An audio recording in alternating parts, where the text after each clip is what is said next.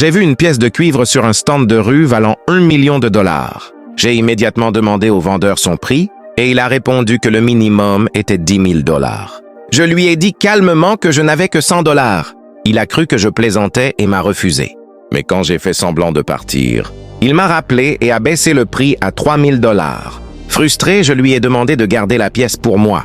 Ensuite, je suis allé voir un autre vendeur connu pour tromper les clients, pensait que j'étais une cible facile, mais j'ai exposé tous les objets faux sur sa table, devant la foule.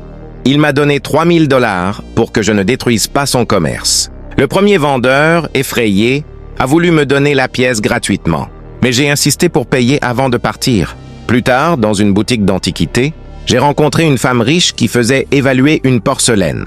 Le propriétaire affirmait qu'elle valait 3 millions. Mais grâce à mon pouvoir, j'ai vu immédiatement que c'était faux. J'ai essayé de la prévenir, mais elle a cru que j'avais de mauvaises intentions.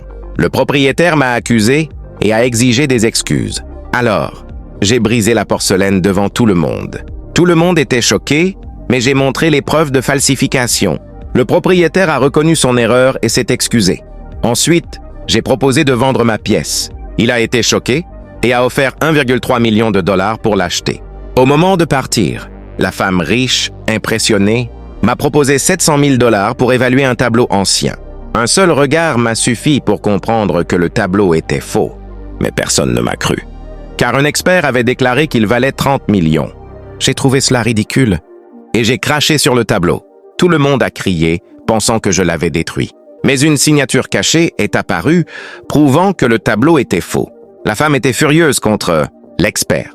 J'ai continué à révéler la vérité en cassant des objets et montrant qu'ils étaient récents ou falsifiés. Il s'est avéré que l'expert remplaçait les vraies antiquités par des fausses pour gagner de l'argent. La femme, en colère, l'a fait arrêter immédiatement et a exigé qu'il rembourse toutes les pertes pour me remercier.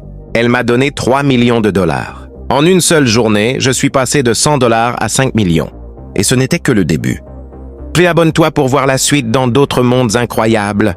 Je me suis habillé avec soin, me préparant à aller à un rendez-vous avec le garçon que j'aimais. Mais quand je suis arrivé, je l'ai vu avec une autre fille. Furieuse, je l'ai confrontée, seulement pour remarquer qu'ils avaient tous les deux le même tatouage. Cela m'a instantanément rappelé le moment où j'avais été trahi par mon ex-petite amie. Le cœur brisé, je me suis retourné et je me suis enfui. Le garçon m'a poursuivi, mais au lieu de me réconforter, il m'a crié dessus. Je n'ai pas voulu céder. Il s'est précipité vers moi et m'a attrapé. En voyant son expression, j'étais sur le point de m'excuser quand cette fille est soudainement apparue. Au moment où j'ai vu son tatouage, je me suis enfui encore une fois. Quand je suis rentré chez moi, je me suis complètement effondré en larmes, décidant que je ne lui parlerai plus jamais. Le lendemain, mes amis m'ont demandé avec curiosité si ma confession avait réussi. J'ai répondu directement que je ne l'aimais pas du tout. Mes camarades de classe m'ont regardé avec curiosité. À ce moment-là, le garçon est entré dans la salle de classe. Aucun de nous ne parlait à l'autre. Et même quand nous nous croisions, nous commencions à nous disputer. Pour l'école, ma mère m'a soudainement demandé d'assister à une réunion et le garçon s'y trouvait aussi. Dès que je l'ai vu, je me suis levé et je suis parti, mais il m'a suivi. J'ai levé mon téléphone pour prendre une photo de lui, mais je suis accidentellement tombé par terre. Au lieu de m'aider à me relever, il a sorti son téléphone et a commencé à me filmer. Nous avons alors commencé à nous disputer pour le téléphone. Profitant d'un moment d'inattention, j'ai jeté son téléphone au loin. Une fois de plus, il s'est mis à crier de colère.